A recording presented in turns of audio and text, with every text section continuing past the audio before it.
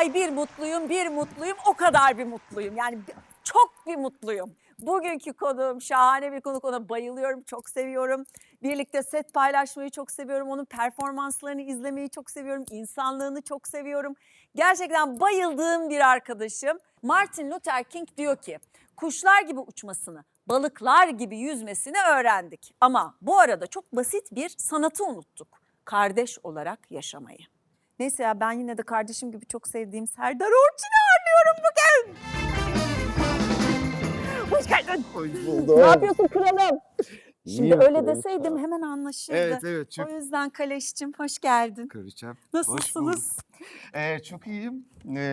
En az senin kadar heyecanlıyım, Ya evet, mutluyum. ben de aşırı heyecanlıyım. Geçen sezon gelecektim, bir türlü nasip olamadı. Evet. Habire böyle şey olduk, yani İşte denk tarihler gelemedik. olmadı, bir Evet, şeyler uymadı uyuşmadı. ama bir şeyin olması gerektiği zaman o Evet. zamandır, olduğu zamandır yani. Ben Evet. şu anda iyi ki şu anda olmuş diyorum. Evet. Çünkü şahane bir gün, Evet, çok şahane şeyler oluyor. Şahane bir düğün yaptınız. Çok eğlendiniz. Evet. Güzeller güzeli Ececiğimle. Evet. Mutluluklar diliyorum. Zaten çok mutlusunuz. Evet.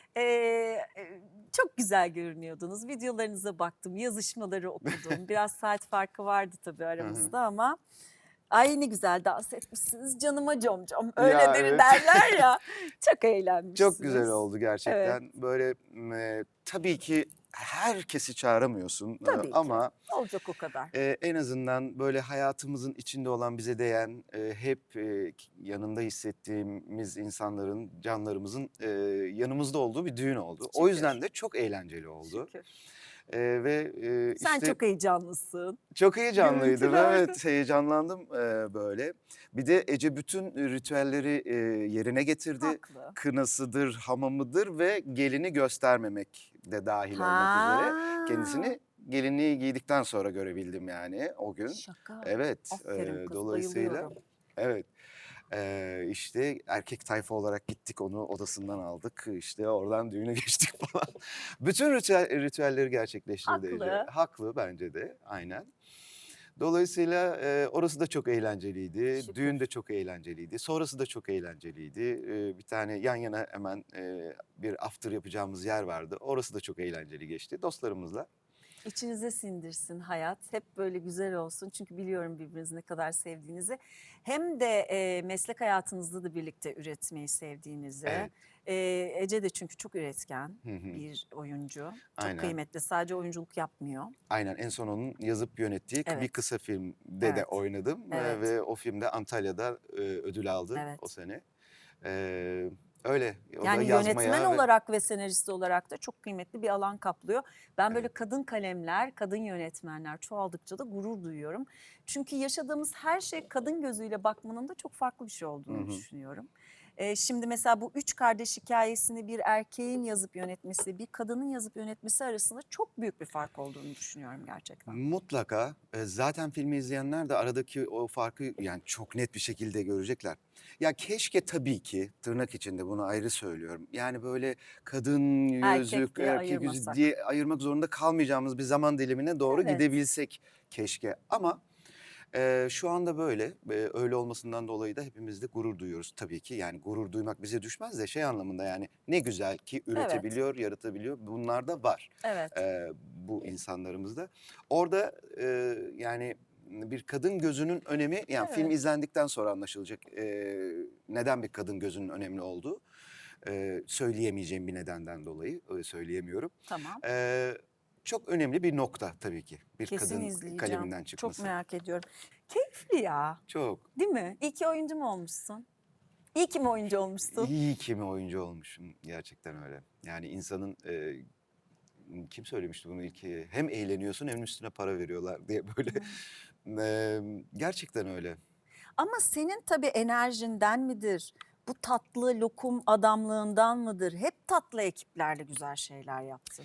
Şimdi bir düşünüyorum yaptığın Evet. işleri. Hep böyle lokum lokum işler yani. Valla bilmiyorum Ceyda, öyle Sen nasıl öylesin oldu diye mi da acaba? böyle oldu? Yani bunun mutlaka benimle de bir ilgisi vardır ama hayat böyle aktı gerçekten. nereden nasıl buraya geldik işte bakıyorum ben de bazen dönüp. İnadına sağlık diyeceğim. 12 defa sınava girip Ha kabul evet, ta görmedin. oradan başlıyor o Bu hikaye tabii. nasıl olur ya? Ben bunun hesabını sormak istiyorum. Gerçekten 12 kere sınava girip Serdar Orçun'u nasıl konservatuvara almazsınız? Ben bunu bilmek istiyorum ya. İnadına Ee, sağlık. İyi ki varsın ya. Gerçekten. Bak işte yoldan çıkan oyun. Ha evet. Tam bu işte. Evet. Doğru, onlardan birinin mutlaka olacağını düşünüyordum. Ama Evet. olmadı. Hayatı bir daha ona göre yeniden programladım. Doğru Sen mi söylüyorsun. beni almıyorsun? Ben oyuncu Ben o olacağım. zaman öbür Hop tarafa başka gidiyorum taraftan falan. gider Evet, oynarım. İşte tam aynen. bu. Tam da öyle yaptım biliyor musun? O seneyi nasıl geçirdik? Lise bitmiş çünkü. Ne yapacağız? Bu seneyi nasıl geçirdik o kazanamayınca? Böyle yalandan işlere giriyordum. Böyle tuhaf tuhaf işlerde çalışıyordum falan. O seneyi de öyle atlatıyordum. Kursa yazdırıyordum kendimi işte. Bir kursa gidiyordum. Bir işte çalışıyordum. Bir daha giriyorum. Gene kazanamıyorum. Hadi bir daha baştan Ben başla bunu hiç falan. anlamadım. Bak net söylüyorum. Hiç anlamadım yani. Ben de anlamadım. Bence Hiçbirinin kafalarını taşlara vuruyorlardır birinci çünkü. aşamasını bile geçemedim. Yok artık. Hiçbirinin. 12 kere. Hı hı. Helal olsun sana. Vallahi ben yapamazdım yani. Benim kendime güvenim giderdi. Ha demek Evet. ki hakikaten olmayacak benden falan der. Devam ederdim. Gider Başka bir başka şey iş isterdim. yapardım Evet. yani. Bilmiyorum. Ben o kadar emindim ki yani olacağından. Ya. Yani oradan olmazsa başka bir yerde. Yani mutlaka olacaktı da hani okul benim hayatımı çok tabii ki kolaylaştıracaktı, hızlandıracaktı. O yüzden Şey gibi şimdi dönebilirsin yani. 12 kere sınavla beni almamıştınız. ha O ha çocuk var ha ya diye ha. şöyle bir dönebilirsin. Resmen o Hep sahne. bunu yapmak istedim. 12 sınavda almadığınız o çocuk var ya. O jürilerin her birini gördüğümde böyle yapmak Şu istedim. anda CV'mden daha fazla sayfa dolduran ödüllerim var diye. Ben gerçekten senin yerine bunu yapasım geldi yani. İlk kez yönetmenin bir soru sordu. 12 sınav 12 yıl demek mi diye, tabii ki değil de. Hayır, her yıl 3 okula birden giriyorum. Aynen. Yani her yıl işte İstanbul'a giriyorum, Mimar Sinan'a giriyorum, Eskişehir'e giriyorum. 4 sınava girdiğim bile oldu bir yıl içinde. Bilkent'e de girdim mesela 2 defa. Her yıl onlara giriyorum, kazanamayıp Şimdi dönüyorum. söyleşiye çağırırlar seni. Ha, çağırıyorlar. Hocalığa da çağırdılar. Hocalığa Hoca olmak çağrılmak. için çağrıldığım yerler de oldu. Ama gitmiyorum. İşte kalp kırılmıştır bir kere. Hayır ya, kırılmadı, yok hiç. Yok be, şaka yapıyorum, egzajere ediyorum. Öyle değil ama gerçekten böyle şeyler olabiliyor yani. Yani şaka bir yana, çok istediğiniz bir şeyde evet 12 kere olmuyor ama sonrasında Serdar Orçun oluyor yani. Onu demek istiyorum. Tabii, Bunu tabii. hatırlayalım istiyorum aslında. Vazgeçmemek önemli ama... Peki evet yani Ama şey yani tek yani burada söylemek istediğim şey onu böyle bir şeye çevirip yapmadım. Sadece onu söylemek isterim hani Ne? dinleyen genç arkadaşlara. Hani bunu böyle bir hırs diye böyle büyük bir hırsla yapmadım. Ben zaten olacağını biliyordum. Yani tiyatrocu, oyuncu olacaktım. Ve almadılar diye de böyle lanetler okumadım ve şey yapmadım yani böyle seneye göreceksiniz şeklinde yapmadım benim yani. gibi olsa da ben o sandalyeden dönüyorum da. Evet, sen öylesin gerçekten. Öyle yapmadım. Evet. Ama bunu nereden öğrendiğimi bilmiyorum. Tabii o benim amatör tiyatrodan geldiğim için biraz oradan da beslendiğim için. Yani belki öyle bir şeyim olabilir. Senin mizacın o değil ama. Evet, mizacımda da öyle bir şey yok. Yani Sen bunu bir dedim ya, intikam, lokum hırs gibisin. öyle bir şeyden dolayı yapmadım bunu. Ben olacaktı. Sadece o yolda gidiyordum yani. Sakin. Sakin olalım. Sen öylesin. Sakin. Evet. Ya nasılsa hallederim ben bunu. Ben Evet. yapacağım, siz şey yapmayın da ben hani katılmamış olmayayım bu sınavlara. Sonra Size de fikrinizi sormamış olmayayım. hani bir fırsat verdim size ama ben nasıl oyuncu olacağım? Bu ama tabii kendinden emin olma hali şahane. Sen bol hanımefendili bir evde yaşadın. Evet, ben yani 3 kızdan sonra gelmiş erkek çocuk olarak yani Of. bir hani Evin tırnak içinde bir paşası. prens gibi büyütüldüm tabii ki. Evin Annem, paşası. babaannem aynen aynı evin içinde. Dolayısıyla 5 kadınlı bir evin tek erkek çocuğu olarak böyle. Tam Ne kralmışsın, bekliyorsun? prensmişsin hakikaten. Tam yani ablalarım. Ama annem. senin kızçenle de aran çok iyi. Çok, Çok tatlı baba iyidir. kızsınız siz. Çok iyidir, evet. Ne lokum kızın, Allah bağışlasın. Yolu Evet. güzel olsun inşallah. Baharım, onu İyi da buradan insanlarla karşılaştırsın öpüyorum. hayat. Baharım'la da tabii ki aram çok iyi. Evet. Kadınlar, kadın dünyasını şeydir yani tanıyorum ben. O yüzden seviyorum da.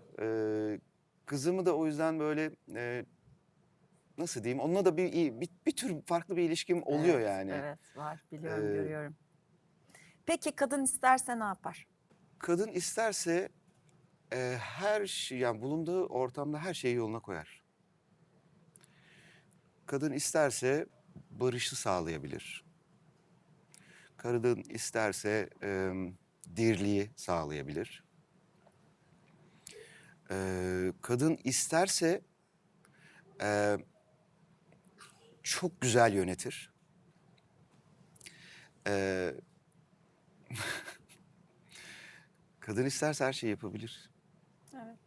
Peki en son ne zaman şükrettin, ne için?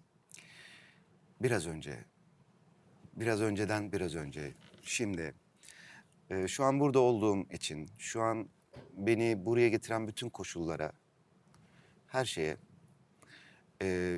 şükrettim, ediyorum, etmeye devam ediyorum. Ama gerçekten en son mesela biraz önce buraya gelirken şükrettim. Yani burada olduğum için, burada olmama neden olan her şeye.